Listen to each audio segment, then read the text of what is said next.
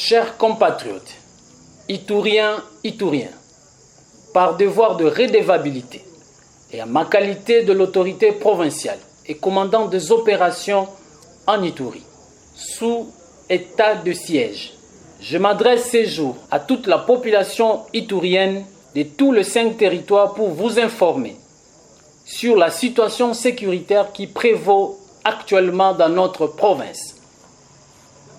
Il est surprenant de constater le non-respect de l'acte d'engagement de cessation des hostilités signé devant le VPM, ministre de la Défense nationale et ancien combattant, alors que nous attendions l'arrivée du commandant suprême des forces armées et de la police nationale congolaise pour sceller les dits accords pour un retour de la paix durable en Ituri. Des groupes armés bien connus, Codeco et Zaïre, se sont illustrés par des attaques des uns contre les autres, donc les incursions à répétition ont été signalées à Luka Malembe, groupement Kirongozi secteur de Banyali Kilo, en date du 11 mai 2024 par le groupe armé Zaïre. Bilan, 4 civils tués, 3 autres blessés et un chef de groupement pris en otage.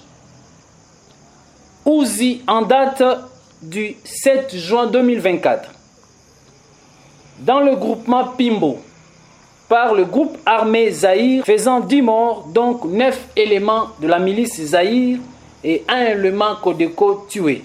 Kilo Eta, par le groupe armé Codeco, faisant 1 mort du côté Codeco et dont le corps a été mutilé par le groupe armé Zaïre en date du 13 juin 2024. Bianda, en date du 20 juin 2024, par le groupe armé Codeco faisant 2 morts.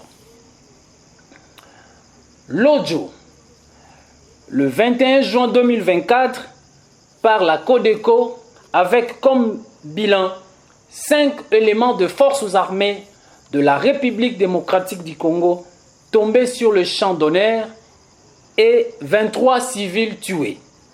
Et enfin, Gokpa, à Pimbo, attaque sur le convoi humanitaire le 21 juin 2024, dont le personnel a été dépouillé de fond en comble par la milice Codeco. Il est à préciser que le fait de s'attaquer aux humanitaires constitue un crime de guerre. En outre, le groupe armé Zaïre a instauré un système de distribution forcée de jetons de 5 000 francs par ménage au centre de Tchomia, groupement portant le même nom, chef-lieu de Bahema Banyuagi, territoire de Djougou, où s'est rendu M. Thomas Lubanga sans contacter le gouverneur de province. Vous vous rappellerez que ces comportements avaient valu à son temps l'enlèvement de ces derniers par la milice Codeco. Par ailleurs, le groupe armé Codeco empêche la libre circulation de personnes et de leurs biens dans les zones qu'il occupe en violation grave de leur acte d'engagement. Mesdames et messieurs, de ce qui précède et tenant compte du contexte sécuritaire actuel, les forces de défense et de sécurité sont prêtes à donner une réponse militaire à toute violation d'actes d'engagement, de cessation des hostilités en vue de protéger la population et restaurer l'autorité de l'État. Aussi, la justice militaire est mise en contribution pour poursuivre les auteurs des crimes.